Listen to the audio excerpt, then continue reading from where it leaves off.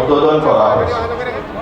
এই তিনিখন সমজিলা তিতাবৰ মৰিয়ানী আৰু টিয়ক ইতিমধ্যে ঘোষণা কৰা হৈছে আৰু আজি তিতাবৰ সমজিলা শুভ উদ্বোধনী কাৰ্যসূচী আছে।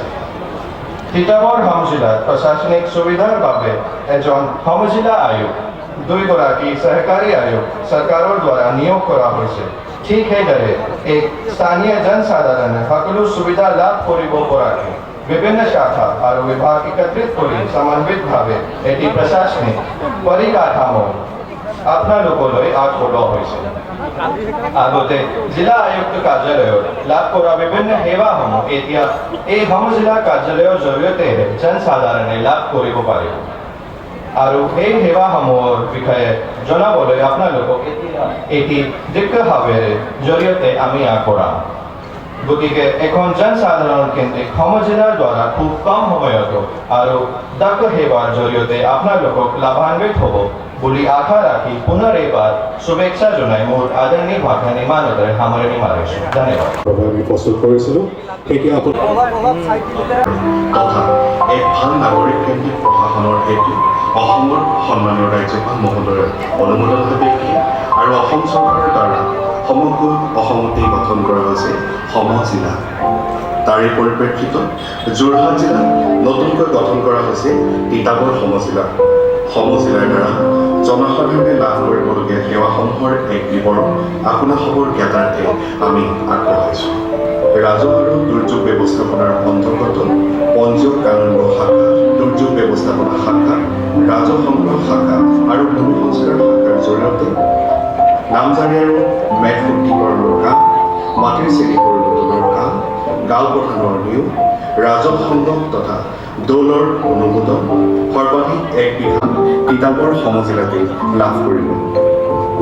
দণ্ডাধীশ আৰু সাধাৰণ প্ৰশাসন শাখাৰ জৰিয়তে স্থায়ী বাসিন্দাৰ প্ৰমাণপত্ৰ, নন ক্ৰিমিলেয়াৰ পত্ৰ, জাতিগত প্ৰমাণপত্ৰ, পলমকৈ প্ৰস্তুত কৰা জন্ম মৃত্যুৰ প্ৰমাণপত্ৰ, বিশেষ অনুষ্ঠানৰ অনুমতি, সামাজিক সংগঠন আদি পঞ্জীয়নৰ অনুমোদন তথা ভাৰতীয় নাগৰিক সুৰক্ষা সংহিতাৰ আলমত দণ্ডাধীশ শাখাৰ বিভিন্ন কামসমূহ আপোনালোকে তিতাবৰ সমজিলাতে লাভ কৰিব।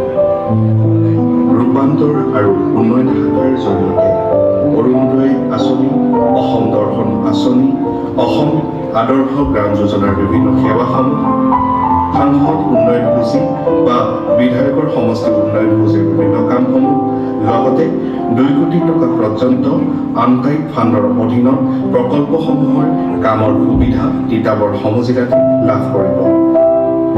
খাদ্য আৰু অসামৰিক যোগান বিভাগৰ জৰিয়তে ৰাইজৰ ৰেচন কাৰ্ডৰ নাম অন্তৰ্ভুক্তিকৰণ, নৱীকৰণ, নাম কৰ্তন, নাম সলনি বা শুধৰণিৰ কামসমূহৰ লগতে অনুজ্ঞাপত্ৰ প্ৰদান আৰু কৰ্তনৰ কাম তিতাবৰ সমজিলাৰ দ্বাৰাই উপলব্ধ হ'ব। আবকাৰী বিভাগৰ জৰিয়তে অস্থায়ী বাৰৰ অনুমতিপত্ৰ প্ৰদান তথা অবৈধ মদৰ বিৰুদ্ধে বিভিন্ন অভিযানসমূহৰ কাম তিতাবৰ সমজিলাৰ দ্বাৰা খুব সুন্দৰকৈ সম্পন্ন কৰা হ'ব। পঞ্চায়ত আৰু গ্ৰামোন্নয়ন শাখাৰ জৰিয়তে গাঁও পঞ্চায়ত আৰু আঞ্চলিক পঞ্চায়তৰ কৰ্ম আঁচনি প্ৰস্তুতকৰণ, MGNৰেগাৰ আঁচনিৰ কামৰ বাছনি আৰু অনুমোদন তথা বিভাগৰ সকলো ধৰণৰ আঁচনিৰ কাম কাজ চোৱা চিতা আদিৰ দৰে কাম তিতাবৰ সমজিলাৰ দ্বাৰাই সম্পূৰ্ণ হ'ব। এতিয়া চমুকৈ দুআষাৰ আগবঢ়াবৰ বাবে আজি সভাৰ বিশিষ্ট অতিথি মৰিয়নি বিধানসভা সমষ্টিৰ সন্মানীয়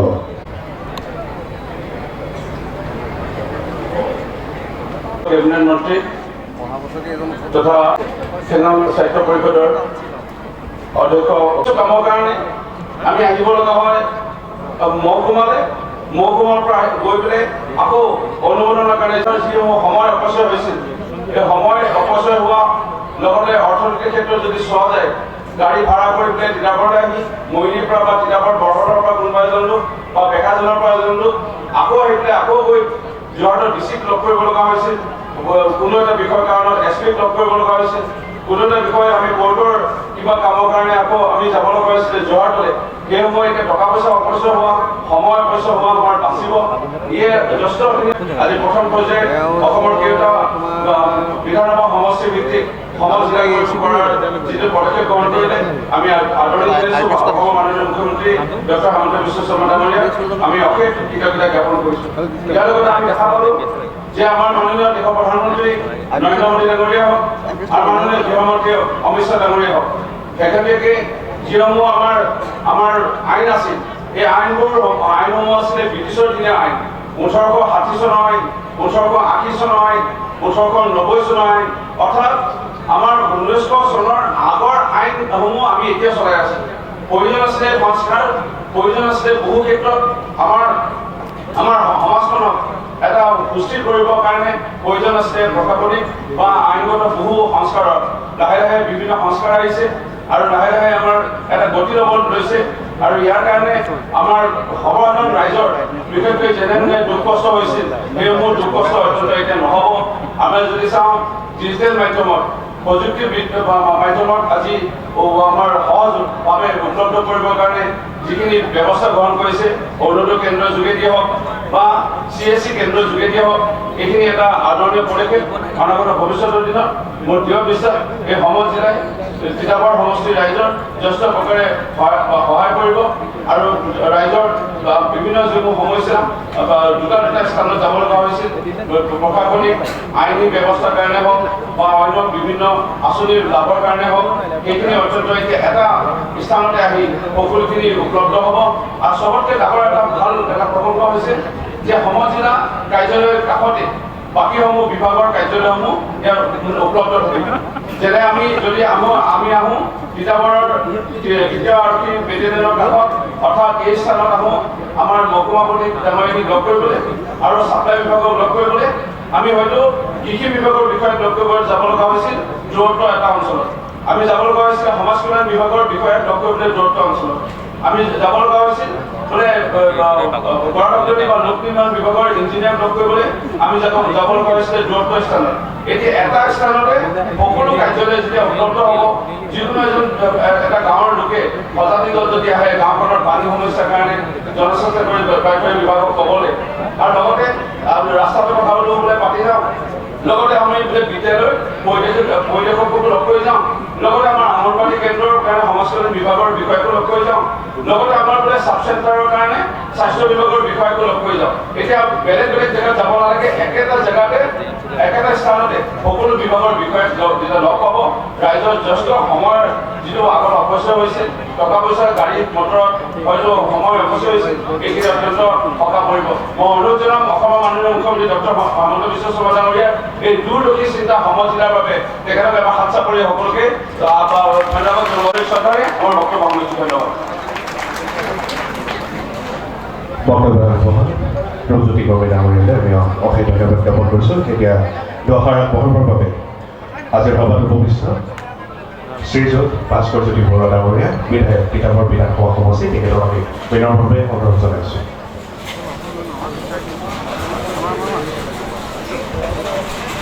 নমস্কাৰ। আমাৰ অতি শ্ৰদ্ধাৰ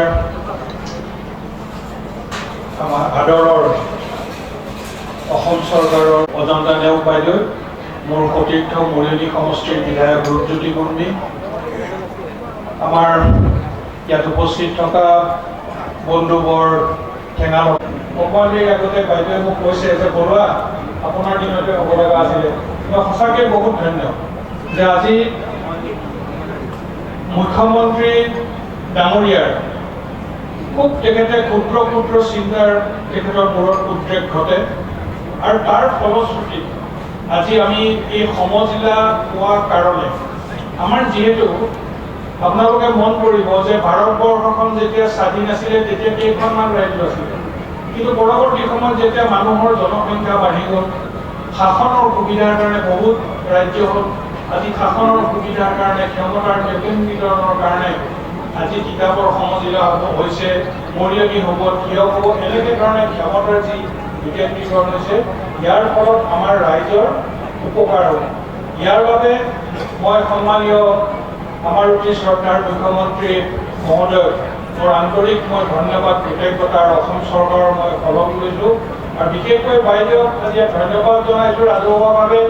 যেতিয়াই মই আপোনালোকৰ কাৰণে কিবা মই কামৰ কাৰণে গৈছোঁ কিবা কথা কৈছোঁ বাইদেৱে মোক সদায় মোক বাইদেৱে মোক সহায় কৰি আহিছে, সদায় যোগাত্মক দৃষ্টিৰে বাইদেৱে আমাক কিতাপৰ বাকী কামখিনি আগবঢ়াইছে।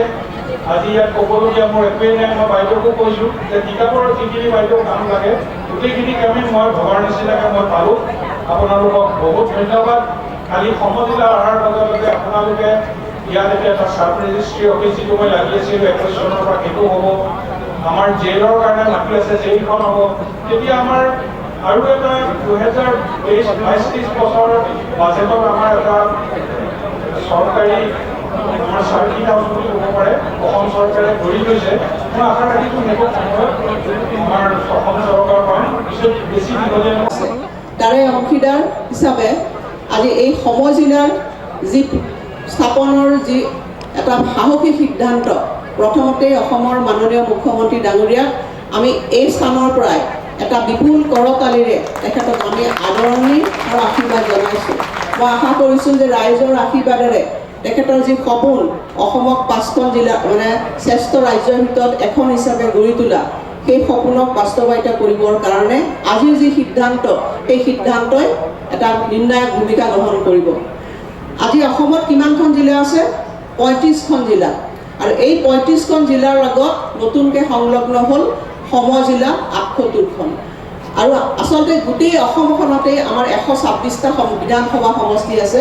আৰু চাব গ'লে যে 6 শিডিউল এৰিয়াখিনি যদি আমি বাদ দিওঁ, প্ৰত্যেকটো সমষ্টিতে আমি এখন সমজিলা পালোঁ। 78টা আমাৰ নতুনকৈ সমজিলা হ'ল আৰু 35খন আমাৰ জিলা সদৰ আছে। সেইখিনি যদি আমি সামৰি লওঁ 113টা হ'ল। আৰু লগতে বাকী যিকেইটা সমষ্টি আছে সেইকেইটা 6 শিডিউলৰ অধীনত। সেইখিনি এলেকা আমি বাদ দিছোঁ, যিহেতু এই আমাৰ মানে সাংগঠনিক যিটো আমাৰ সংস্কাৰ তাৰ ভিতৰত 6 শিডিউল এৰিয়াটো আমাৰ অন্তৰ্ভুক্ত হোৱা নাই। এতিয়া কথাটো হ'ল যে আমি যিসকল বিধায়ক আছোঁ, ৰূপজ্যোতিও আছে, আমাৰ ভাস্কৰ বৰুৱা আছোঁ, মই নিজেও আছোঁ, আমি কামবিলাক যেতিয়া এজন বিধায়কে নিজৰ সমষ্টিকে দি কাম কৰিবলৈ যায় তেওঁলোকৰ বহুখিনি অসুবিধা হয়। কেনেকুৱা ধৰণৰ অসুবিধা হয়? এক নম্বৰতে আপোনালোকে চাব যে ভৌগোলিক। আজি তিতাবৰ সমষ্টিটো আমি আগতে যেতিয়া ডিষ্ট্ৰিক্ট হেডকোৱাৰ্টাৰ যোৰহাট আছিল তেতিয়া ইয়াৰ পৰা আমি কিমান দূৰ যাব লাগে? নআইলৈ যাব লাগে, গড়আইলৈ যাব লাগে। যাতায়াতৰ সমস্যা মই নিজেও দেখা কথা যে প্ৰায় ইয়াৰ পৰা 24 কিলোমিটাৰ আঁতৰত আমাৰ জিলা সদৰ। প্ৰত্যেকটো কামে এজন নাগৰিকে তেওঁৰ আজি NRC এখন ল'ব লাগে, PRC এখন ল'ব লাগে বা বিভিন্ন ধৰণৰ সৰু সুৰা কাম কৰিব লাগে, কিবা এটা পাৰ্মিশ্যন ল'ব লাগে। প্ৰত্যেকটো কামৰ কাৰণে এজন নাগৰিকে, সাধাৰণ নাগৰিকে আমি ৰাতিপুৱাৰ পৰা দিনটোলৈকে গোটেই দিনটো এটা কামতে আমি নিমজ্জিত হৈ থাকিব লাগে। কিন্তু আজি এই প্ৰশাসনিক সংস্কাৰে আজি প্ৰথমতে আমাক দিয়া সকাহটো হৈছে যে তিতাবৰতে আজি সকলো পাম। আজি তিতাবৰত মহকুমা সদৰ আছিলে, মহকুমা সাব ডিভিজন আছিল, কিন্তু এতিয়া সাব ডিভিজনৰ যিখিনি ক্ষমতাটো হ'ল সেই ক্ষমতাটো আৰু বেছি বৃদ্ধি হ'ল। আগতে আমি SDO সদৰ হিচাপে এজনক মানে বিষয়াক পাইছিলোঁ। আজি SDO সদৰ ইয়াত নাথাকে, তাৰ ঠাইত কি থাকিব যে এজন ADC থাকিব। তেওঁ জিলা আয়ুক্ত আমি দত্ত বাইদেউক আমি দিছোঁ, তেওঁৰ অধীনত আৰু দুজন তেওঁ মানে বিষয়ে তেওঁ সহায় কৰিব। আৰু লগতে প্ৰায় যথেষ্টখিনি বিষয় ইয়াত থাকিব আৰু প্ৰায়বিলাক মানে বিভাগৰ যিখিনি কাম কাজ আছে ইতিমধ্যে আপোনালোকক দেখুৱালোঁ আমি, আৰু সেই কাম কাজবিলাক আপোনালোকে ইয়াতে উপলব্ধ হ'ব। মই আৰু এবাৰ কাম কাজখিনি মই সৰলভাৱে আপোনালোকক কৈ দিছোঁ। এই কাম কাজবিলাক হ'ব যে ৰেজিষ্ট্ৰেশ্যন, পঞ্জীয়ক কাননগোৰ শাখা, যিখিনি ৰেজিষ্ট্ৰেশ্যন আগতে আমি যোৰহাটত কৰিব লাগে, আমি ইয়াতে সেই ৰেজিষ্ট্ৰেশ্যন অতি সহজে কৰিব পাৰিম। আমাৰ কামবিলাকৰ সৰলীকৰণ হ'ব। ৰাজহ সংগ্ৰহ শাখা, ভূমি সংস্কাৰ, নাম জাৰি কৰিব পাৰিম, মাটিৰ ক্লাছিফিকেশ্যন, মৌজাদাৰ আৰু গাঁও প্ৰধানৰ নিয়োগ, দেউল, সৰ্বাধিক 1 বিঘা কৃষিভূমি, গোটেইখিনি ৰেভিনিউ বিভাগৰ, ৰাজহ বিভাগৰ যিখিনি কাম কাজ আছে আপোনালোকে ইয়াতে সমজিলা কাৰ্যালয়ত সকলোখিনি পাব। ইয়াৰ কাৰণে আপোনালোকে কোনো ধৰণৰ আৰু আগৰ নিচিনাকৈ কষ্ট কৰিব নালাগে। ইয়াতেই কম সময়তে আপোনালোকে গোটেইখিনি কাম কৰিবৰ কাৰণে সক্ষম হ'ব। কৃষি বিভাগৰ কাম কাজ বুলি তেখেতে গোটেইখিনি মেজিষ্ট্ৰেটৰ কামবিলাক তেখেতে কৰিব পাৰিব। ইয়াৰ গোটেই কথাখিনিৰ আঁৰত এইটোৱে যে আমাৰ যিজন নেকি আমাৰ বিধায়ক থাকিব, বিধায়কে আগতে কি কৰে, বিধায়ক পুঁজিৰ কাৰণে তেখেতে প্ৰায় মানে জিলা সদৰলৈ গৈ থাকিব লাগে, তেওঁৰ সমষ্টিটোৰ পৰা আঁতৰত বহু সময় তেখেতে খৰচ কৰিব লাগে। কেতিয়াবা কামটো হয়, কেতিয়াবা কামটো নহয়। এতিয়া তেখেতৰ কাৰণে সহজ হ'ল, কাৰণ ইয়াতে MLA ফাণ্ড, MP ফাণ্ড সকলোখিনিৰ কাম ৰূপান্তৰ আৰু উন্নয়ন শাখাৰ জৰিয়তে আপোনালোকে ইয়াতেই পাব। ইয়াত কৰাৰ লগে লগে বিধায়কজনৰ সুবিধা হ'ল, তেখেতে ঘৰৰ পৰা গোটেই দিনটো ইয়াতে নিজৰ ঘৰৰ পৰা তেওঁ অফিচৰ পৰা থাকি গোটেই বিধায়ক পুঁজিৰ মনিটৰিং কৰিব পাৰিব। তেতিয়া কি হ'ব যে বছৰত বিধায়কগৰাকীয়ে যি 1 কোটি টকা পায় তাৰ ইমপ্লিমেণ্টেশ্যনটো সোনকালে হ'ব। যোৰহাটত গ'লে তেখেতে যোৰহাটলৈ গৈ থাকিব লাগে, মানে তাত কাৰ্যালয়ৰ লগত যোগাযোগ কৰিব লাগে, গোটেই বহু সময় তেওঁলোকৰ তাতেই খৰচ হয়, সময় অপচয় হয়। গতিকে ইয়াত যিহেতু বিভাগটো আহিল ৰূপান্তৰ আৰু উন্নয়ন বিভাগ, বিধায়কগৰাকীয়ে নিজে নিজৰ ঘৰৰ পৰাই গোটেইখিনি কাম কাজ খৰতকীয়াকৈ কৰিবৰ কাৰণে সক্ষম হ'ব। খাদ্য আৰু অসামৰিক যোগান বিভাগ, এতিয়া বিভিন্ন ধৰণৰ খাদ্য আৰু অসামৰিক বিভাগৰ জৰিয়তে এই সমষ্টিটোত কাম হৈ আছে। নতুনকৈ ৰেচন কাৰ্ড দিয়া এই আঁচনিবিলাক চলি আছে। এতিয়া ইয়াৰ পৰাই যিহেতু এই গোটেইখিনি কাম কাজ প্ৰৱৰ্তন হ'ব, তেতিয়াহ'লে আমাৰ ইয়াত বসবাস কৰা তিতাবৰৰ যিসকল লোক আছে তেওঁলোক বিশেষভাৱে উপকৃত হ'ব। যোৰহাট জিলালৈ যাব নালাগে, তাত ফুড এণ্ড চিভিল ছাপ্লাই বিভাগটোৰ লগত আপোনালোকে তাঁত পাতি কৰি থাকিব নালাগে, ইয়াতে তিতাবৰতে বহি আপোনালোকে গোটেইখিনি কাম কৰিবৰ কাৰণে সক্ষম হ'ব। আবকাৰী বিভাগ, এক্সাইজ ডিপাৰ্টমেণ্ট আছে, এনেধৰণে গোটেইখিনি আমাৰ যিসকল চৰকাৰী বিভাগৰ কাম কাজবিলাক আছে এই কামবিলাক আপোনালোকে তিতাবৰতে এইখিনি কৰিবৰ কাৰণে সক্ষম হ'ব। আৰু এটা গুৰুত্বপূৰ্ণ বিভাগ আছে পঞ্চায়ত আৰু গ্ৰাম উন্নয়ন বিভাগ। পঞ্চায়ত আৰু গ্ৰাম উন্নয়ন বিভাগৰ যিবিলাক কৰ্ম আঁচনি প্ৰস্তুতকৰণ হ'ব লাগে, MGNREGA এই ধৰণৰ সকলোখিনি পঞ্চায়ত আৰু গ্ৰাম উন্নয়ন বিভাগৰ কাম কাজবিলাক তিতাবৰত সম্পন্ন কৰা হ'ব। আজি এইখিনিৰ কাৰণে আপোনালোকে যেতিয়া আমাৰ জিলা পৰিষদৰ অফিচত আপোনালোকে যাব লাগে, তাত বিভিন্ন ধৰণৰ আঁচনিবিলাকৰ পৰিকল্পনাবিলাক প্লেনিং সকলো ধৰণৰ অনুমোদন আপোনালোকে যোৰহাটত গৈ কৰিব লাগিছিল। এতিয়া ইয়াত গাঁও পঞ্চায়তৰ কোনো পঞ্চায়তৰ মানে সচিবসকলে যোৰহাট যোৱাৰ প্ৰয়োজন, ইয়াত গোটেইখিনি সম্পন্ন কৰা হ'ব। গোটেই কথাখিনিৰ উদ্দেশ্য হৈছে যে প্ৰশাসনিক ব্যৱস্থাটো সংস্কাৰ কৰা আৰু খৰতকীয়া কৰা, যাতে এটা সমষ্টিৰ বিধানসভাৰ অন্তৰ্গত মানুহে ইয়াতেই তেওঁলোকৰ যিখিনি উন্নয়নমূলক কাম কাজবিলাক আছে তেওঁলোকে খৰতকীয়াভাৱে ইয়াতেই সম্পন্ন কৰিব পাৰিব। এটা সময়ত আমাৰ এনেকুৱা আছিল যে আমি নিজৰ নিজৰ ডিষ্ট্ৰিক্ট হেডকোৱাৰ্টাৰবিলাকলৈ যাব লাগে, মহকুমা বিপত্তি অফিচলৈ আমি যাব লাগে, আমাৰ চেনেলবিলাক বহুত মানে দীঘলীয়া আছিল। কেতিয়াবা ডেপুটি কমিশ্যনাৰ তেখেতো বহুত ব্যস্ততা থাকে। এতিয়া ইয়াৰ পৰা আৰু এটা ডাঙৰ লাভ হ'ব যে আমাৰ জিলা যিজন আয়ুক্ত আছে সেই জিলা আয়ুক্তজনে ভালকৈ গোটেই জিলাখনৰ কাম কাজবিলাক মনিটৰিং কৰিব পাৰিব। আগতে আমাৰ কি আছিল যে জিলা উপায়ুক্তজনে গোটেই কাম কাজবিলাক চোৱা চিতা কৰে, সাধাৰণতে পাৰ্মিশ্যন দিয়াৰ পৰা সৰু এটা কাম কৰিবলৈ চহীটো কোনে দিব লাগে, জিলা আয়ুক্তই দিব লাগে। এতিয়া জিলা আয়ুক্তৰ তেখেতৰ আচলতে পৰিসীমাটো বহুত ডাঙৰ হ'ব। আজি আমাৰ যিবিলাক ফ্লেগশ্বিপ ডাঙৰ ডাঙৰ প্ৰগ্ৰাম চলি আছে এই জিলাখনত, ডাঙৰ ডাঙৰ প্ৰকল্পবিলাক চলি আছে, আমাৰ জিলা আয়ুক্তজনে এতিয়া সেই প্ৰকল্পবিলাক সম্পূৰ্ণ কৰাৰ কাৰণে তেওঁ মনিটৰিং কৰাৰ কাৰণে যথেষ্টখিনি সময় পাব। গতিকে আমি জিলা আয়ুক্তজনৰ দায়িত্ব আমি এতিয়া সৰলীকৰণ কৰিছোঁ, ক্লাছিফিকেশ্যন কৰিছোঁ যে জিলাখনত মুখ্যমন্ত্ৰী ডাঙৰীয়াই যেনেধৰণে ইয়াৰ ষ্টিক বান্ধি দিছে সেইমতে জিলা আয়ুক্ত এতিয়া কাম কৰিবলৈ সময় পাব। নহ'লে বিষয়াজন কি হৈছিলে, ইমান বেছি আমাৰ জিলা আয়ুক্তক যোৱা সময়ছোৱা তেওঁ ইমান বেছি কামৰ বোজা পৰিছিল যে কেতিয়াবা হয়তো তেওঁ সেইবোৰ দৃষ্টি দিবলৈ সময় নাপাইছিল। এতিয়া সমজিলা হোৱাৰ লগে লগে এতিয়া যোৰহাট জিলাত আমাৰ 4টা সমষ্টি বিধানসভা, এই 4টা বিধানসভা সমষ্টিত ইফালে যোৰহাট সমষ্টিত তেওঁ জিলা আছেই, বাকী 3টা সমষ্টিত যিহেতু 3জন জিলা 3খন হৈ গ'ল, কামৰ ডিষ্ট্ৰিবিউশ্যনটো সুন্দৰভাৱে হ'ল, কামবিলাক সময়মতে হ'বৰ কাৰণে এতিয়া আচলতে এটা সুন্দৰ ব্যৱস্থাপনা হ'ব। গতিকে মই সকলোকে আজি এই ব্যৱস্থাৰ কাৰণে অভিনন্দন জ্ঞাপন কৰিছোঁ আৰু আপোনালোকক আহ্বান জনাইছোঁ যে আপোনালোকে সকলোৱে জিলাত যিটো আমাৰ সুন্দৰভাৱে এই ব্যৱস্থা কৰা হৈছে ইয়াৰ জৰিয়তে তিতাবৰবাসী উপকৃত হ'ব।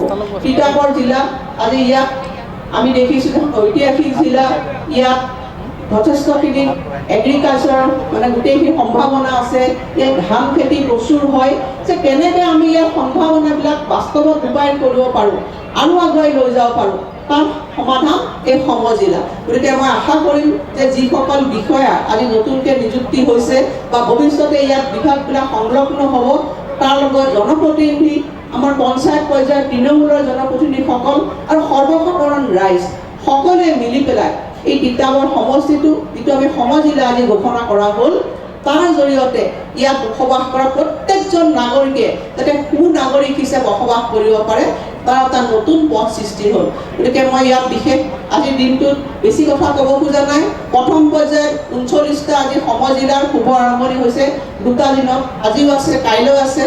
তাৰ ছেকেণ্ড ফেজত আমি বাকীখিনি সম্পন্ন কৰিবৰ কাৰণে চেষ্টা কৰিম। আজি অসমত এটা প্ৰশাসনিক সংস্কাৰৰ নতুন দিশৰ আৰম্ভণি হ'ল, এটা নতুন সোণালী দিশৰ আৰম্ভণি হ'ল। স্বাধীনতাৰ ৭৫ বছৰত প্ৰধানমন্ত্ৰী নৰেন্দ্ৰ মোদী ডাঙৰীয়াই কৈছে যে আমাৰ ভাৰতবৰ্ষৰ স্বাধীনতাই যেতিয়া 100 বছৰ পূৰ্তি হ'ব তেতিয়া আমি অমৃত কালত ভৰি দিম। গতিকে এয়া হৈছে অমৃত কালৰ আৰম্ভণি। অহা 25টা বছৰ এনেকুৱা হ'ব যে ভাৰতবৰ্ষই চুব। ভাৰতবৰ্ষৰ সপোন হৈছে বিশ্বক নেতৃত্ব দিয়া। গতিকে অসমৰ মাননীয় মুখ্যমন্ত্ৰী ডাঙৰীয়াৰ সপোন যে অসমে 5খন শ্ৰেষ্ঠ ৰাজ্যৰ ভিতৰত এখন হোৱা, আৰু তাৰে ফলশ্ৰুতি স্বৰূপে আজি সময় জিলা আমি এই কনচেপ্ট আহিছে, যাৰ জৰিয়তে আজি নতুন দৃষ্টিভংগীৰে অসমে আগুৱাই যাবলৈ চেষ্টা কৰিছে। আজি মই নিজে বিত্তমন্ত্ৰী হিচাপে আপোনালোকক ক'বলৈ পাই ভাল পাইছোঁ যে অসমৰ মাননীয় মুখ্যমন্ত্ৰী যেতিয়া প্ৰথম বিত্ত বিভাগৰ দায়িত্ব লৈছিল সেই বছৰটোত 2016 চনত অসমে মাত্ৰ 40,000 কোটি টকা খৰচ কৰিবলৈ সক্ষম হৈছিল। আজি সময়ৰ পৰিৱৰ্তনৰ লগে লগে আজি বিভিন্ন ধৰণৰ ৰিফৰ্ম আহিছে, ৰাজ্যখনত অৰ্থনৈতিক সংস্কাৰ আহিছে। তাৰ ফলস্বৰূপে মই যোৱা বছৰ 2000 মাৰ্চ চনত অসমৰ কাৰণে 1,50,000 কোটি টকা খৰচ কৰিবৰ কাৰণে সক্ষম হৈছোঁ। আজি যে এইখিনি পুঁজি, বহুতে কয় যে অসমৰ পুঁজি ক'ৰ পৰা আহিছে, এই পুঁজি এই কাৰণে আহিছে আজি আমি প্ৰশাসনিক সংস্কাৰ কৰিছোঁ। প্ৰত্যেকখন যে জিলা, আজি 35খন জিলা হ'ল, লগতে 78খন সময় জিলা, ইয়াত আমি কিছুমান দায়িত্ব দিছোঁ। আজি ৰাজহ সংগ্ৰহ ক'ৰ পৰা হ'ব, জিলাবিলাকে নিজে নিজে ৰাজহ সংগ্ৰহ কৰিব আৰু অতি স্বচ্ছতাৰে এই সংগ্ৰহ আমাৰ ৰাজ্য চৰকাৰৰ এক্সেকাৰলৈ কুশলে যাব। গতিকে আজি এই ব্যৱস্থা কৰাৰ কাৰণে যোৱা 8টা বছৰত অসম আজি আগুৱাই গৈছে। আজি বিকশিত অসম আপোনালোকে দেখিছে এটা সময়ত অসমৰ অৰ্থনৈতিক অৱস্থা কেনেকুৱা আছিল। আজি প্ৰধানমন্ত্ৰী নৰেন্দ্ৰ মোদী ডাঙৰীয়াৰ নেতৃত্বত সিদিনাখন নিৰ্মলা সীতাৰামন বাইদেউ মই ডিব্ৰুগড়ত লগ পাইছিলোঁ। তেতিয়া তেখেতে মোক সুধিছিল যে আপোনালোকৰ টেক্স কালেকশ্যন কেনেকুৱা হৈছে। তেতিয়া মই বাইদেউক কৈছিলোঁ যে বাইদেউ এই বছৰ আমাৰ টেক্স কালেকশ্যনৰ গ্ৰোথ আমাৰ 11% হৈছে। এটা সময়ত 11%টো বাদেই দিয়ক, ইয়াত আমি নিগেটিভত গৈছিলোঁ, মাইনাছত গৈছিলোঁ, কিন্তু আজি আমি নিজৰ ধনেৰে নিজৰ ৰাজহেৰে আমি দৰমহা দিবলৈ সক্ষম হৈছোঁ। যাৰ ফলশ্ৰুতিত আজি ৰাজ্য চৰকাৰে সিদিনাখন মুখ্যমন্ত্ৰী ডাঙৰীয়াই কৈছে যে আজি 1 লাখ ক্ৰছ কৰিলোঁ আমি চৰকাৰী নিবনুৱাসকলক চাকৰি দি, লগতে আৰু নতুন নিযুক্তিৰ পথেৰে অসম আগুৱাই গৈছে। আজি যুৱক যুৱতীসকলক আমি সিদিনাখন প্ৰায় 25,000 যুৱক যুৱতীক এককালীনভাৱে অসমে নিজৰ ৰাজহৰ পৰা 501 কোটি টকা তেওঁলোকক আমি ব্যৱসায় বাণিজ্য কৰিবলৈ দিছোঁ। আজি মহিলাসকলক উদ্যোগীকৰণৰ কাৰণে আজি আঁচনি গ্ৰহণ কৰা হৈছে। এইখিনি অৰুণোদয় আঁচনিৰ কাৰণে আজি নতুন দিশেৰে আমি অৰুণোদয় 3 আমি আগুৱাই গৈছোঁ। এইখিনি আমি কেনেকৈ কৰিবলৈ সক্ষম হ'লোঁ, এইখিনি সক্ষম হ'লোঁ আমাৰ নিজৰ অৰ্থনৈতিক বিত্তীয় ব্যৱস্থাৰ কাৰণে, আৰু প্ৰশাসনিক কাঠামোটো শক্তিশালী কৰাৰ কাৰণে। যদি প্ৰত্যেকজন বিধায়কৰ সমষ্টিবিলাকত প্ৰশাসনিক কাম কাজবিলাক শক্তিশালী হয়, কামবিলাক সময়মতে হৈ উঠে, আমাৰ ৰাজহ সংগ্ৰহ সোনকালে হৈ যায়, তেতিয়াহ'লে অসম আগুৱাই যাব। মই আৰু এটা কথা কৈ ভাল পাইছোঁ, সেইটো হৈছে যে স্বাধীনতাৰ পিছত আমাৰ লেণ্ড এণ্ড ৰেভিনিউ এক্ট 1986 যিখন অতি পুৰণিকলীয়া আইন এখন আছিল, তাৰ সংস্কাৰ ঘটোৱা হৈছে, যাৰ ফলত আজি অসমত 1 লাখৰো বেছি ভূমিহীন মানুহে ভূমি পাবৰ কাৰণে সক্ষম হৈছে। মই নিজেও গাৰ্জেন মিনিষ্টাৰ হিচাপে এই জিলাখনত কেইবা হাজাৰো পৰিয়ালক, ভূমিহীন পৰিয়ালক আমি ভূমি দিবলৈ সক্ষম হৈছোঁ। তিতাবৰ সমষ্টিৰ এটা সময়ত অন্তৰ্ভুক্ত আছিল বেকাজন, এতিয়া মোৰ গোলাঘাট সমষ্টিলৈ গ'ল। এই বেকাজন যি গাঁও পঞ্চায়ত আছে, সেই গাঁও পঞ্চায়ততো হাজাৰ হিচাপে পৰিয়ালে মাটিৰ পট্টা পাবৰ কাৰণে সক্ষম হৈছে। এই কামবিলাক কিন্তু ইমান দিন হোৱা নাছিল, এই কামবিলাক কেতিয়াবাই হ'ব লাগিছিল, কিন্তু আজি সংস্কাৰবিলাক সময়মতে নোহোৱাৰ কাৰণে আজি আমি অসমখন পাছুৱাই আছিল। আৰু সেইকাৰণে অসমৰ মুখ্যমন্ত্ৰী ডাঙৰীয়াই সিদ্ধান্ত ল'লে যে যদি অসম আগুৱাই যাব লাগে, প্ৰশাসনিক সংস্কাৰ হ'ব লাগিব, ৰাইজক প্ৰশাসনৰ ওচৰ আনিব লাগিব, আৰু আমি দিনে নিশাই খৰতকীয়া কৰিব লাগিব, তেতিয়া সঁচা অৰ্থত অসম বিকশিত হ'ব। গতিকে সেই অৰ্থেৰে আজি মিছন বসুন্ধৰা 1, মিছন বসুন্ধৰা 2, মিছন বসুন্ধৰা 3, এইবাৰ 3ত এটা নতুন এটা প্ৰজেক্ট হ'বলৈ গৈ আছে, সেইটো হৈছে চাহ বাগিচা। চাহ বাগিচাত আমি যিসকল লোক বসবাস কৰিছোঁ যুগ যুগ ধৰি আমি চাহ বাগিচাত বসবাস কৰিছোঁ, কিন্তু আমাৰ কাৰো মাটিৰ অধিকাৰ নাই। এতিয়া মুখ্যমন্ত্ৰী ডাঙৰীয়াই এই আঁচনিৰ অন্তৰ্গত এটা বিশেষ এটা অধিকাৰ আমাৰ চাহ বাগিচাৰ লোকসকলক দিবলৈ গৈ আছে। যিসকল চাহ বাগিচাৰ লোকে চাহ বাগিচাৰ লেবাৰ লাইনত তেওঁলোকে বসবাস কৰি আছে, সেইসকলক মাটিৰ পট্টা দিবৰ কাৰণে মিছন বসুন্ধৰা আমি আগুৱাই গৈ আছোঁ। এনেকুৱা ধৰণৰ বৈপ্লৱিক সিদ্ধান্তবিলাক অসমৰ মুখ্যমন্ত্ৰী ডাঙৰীয়াৰ নেতৃত্বত চৰকাৰখনে কৰিছে। গতিকে মই বহুত বেছি নকওঁ, আপোনালোকে ইয়াৰ আগত দেখিলে যে নিযুত মইনা আঁচনি, মই নিজে এগৰাকী মহিলা হিচাপে, সন্তানৰ মাতৃ হিচাপে মই গৌৰৱান্বিত যে যোৱা বিধানসভাৰ মজিয়াত আমি ঘোষণা কৰিছিলোঁ যে আমাৰ কন্যা সন্তানসকলক আমি নিযুত মইনা 10 লাখ কন্যা সন্তানক আমি আৰ্থিক সাহায্য আমি আশীৰ্বাদে তেওঁলোকক আগুৱাই লৈ যাম। সেই আঁচনিৰ শুভাৰম্ভণি হৈছে অহা আমি 6 তাৰিখে আমি আৰ্থিক সাহায্য এই আঁচনিখনত আমি আৰম্ভণি কৰিম। এই শুভ আৰম্ভণি আজি অসমত হৈছে। যোৱা 3টা বছৰত আজি অসমখনে আজি ভাৰতবৰ্ষৰ দৃষ্টি কাঢ়িবলৈ সক্ষম হৈছে। অৰুণোদয় আঁচনিয়ে ভাৰতৰ দৃষ্টি কাঢ়িছে। নিযুত মইনা আঁচনি আজি বাল্য বিবাহৰ নিচিনা অন্ধবিশ্বাস কুসংস্কাৰক নাইকিয়া কৰিবৰ কাৰণে আগুৱাই গৈছে। যুৱক যুৱতীসকলে আজি নতুন পথেৰে আগুৱাই যাবলৈ তেওঁলোকৰ সপোন আজি তেওঁলোকৰ চকুলে আহিছে। এই দৃষ্টিভংগীৰে আমি অসমখনক আগুৱাই লৈ যাবলৈ বিচাৰিছোঁ আৰু ইয়াত কিতাপৰ বাকীও চামিল হ'ব। মই পুনৰবাৰ সকলোকে অভিনন্দন জ্ঞাপন কৰিছোঁ। বিধায়ক ডাঙৰীয়াই কৈছে আমি এছেম্বলিত পাওঁ, তেখেতক বিভিন্ন ধৰণৰ কথা কয়।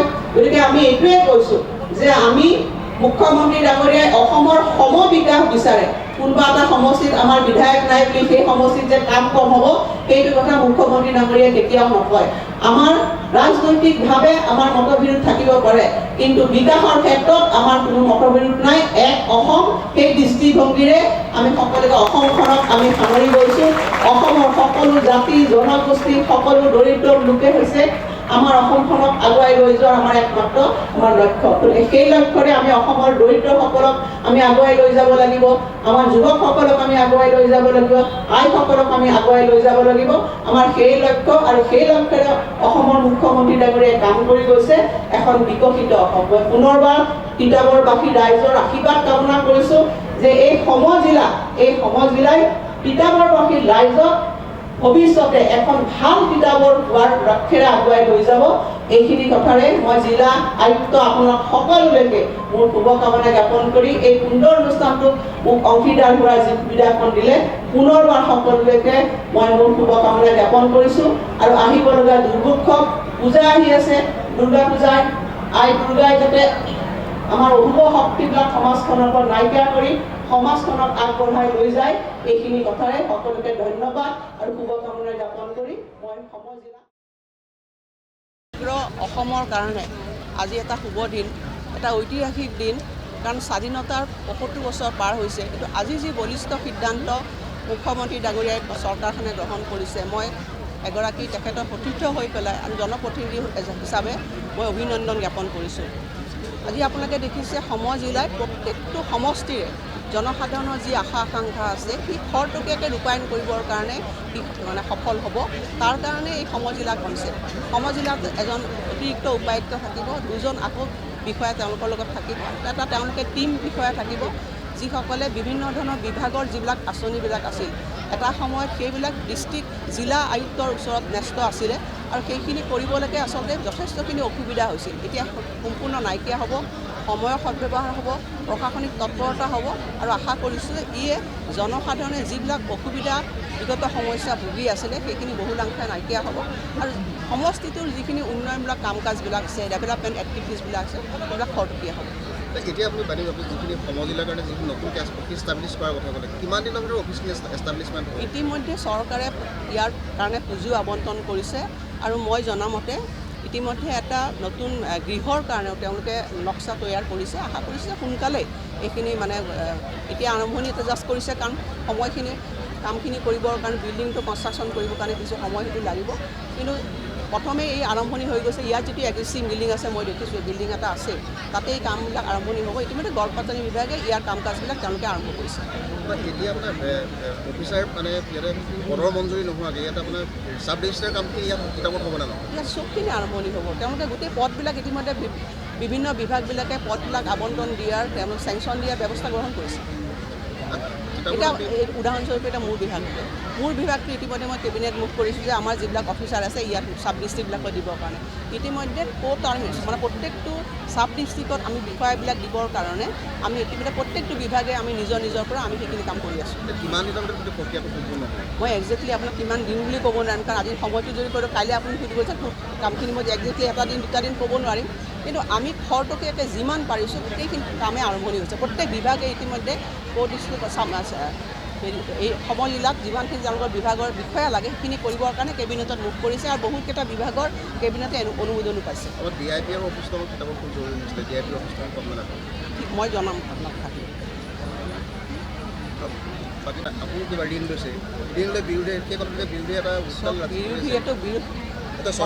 ঋণ লৈ চলি আচলতে এইটো মানে অপপ্ৰচাৰ আজিয়ে নহয় আমি প্ৰথম যেতিয়া চৰকাৰখন মানে আমি গঠন কৰিছিলোঁ তেতিয়াৰ পৰা অপপ্ৰচাৰ আছিলে মই বিধানসভাৰ মজিয়াত ইয়াৰ ওপৰত মই 1 ঘণ্টা বক্তব্য দিছোঁ সিদিনাখন 16 ফাইনেন্সৰ তেওঁলোকৰ এটা বৃহৎ টীম আহিছে সভাপতি আহিছে আমি গোটেইখিনি আমাৰ ষ্টেট ফাইনেন্সৰ গোটেই কথাবিলাক দিছোঁ অসমে ভাৰতবৰ্ষৰ যিমান মানে ৰাজ্য আছে ঋণ লোৱাৰ ক্ষেত্ৰত অসমে নিম্ন স্তৰত আছে আৰু আমি উইদিন দ্য লিমিট আছোঁ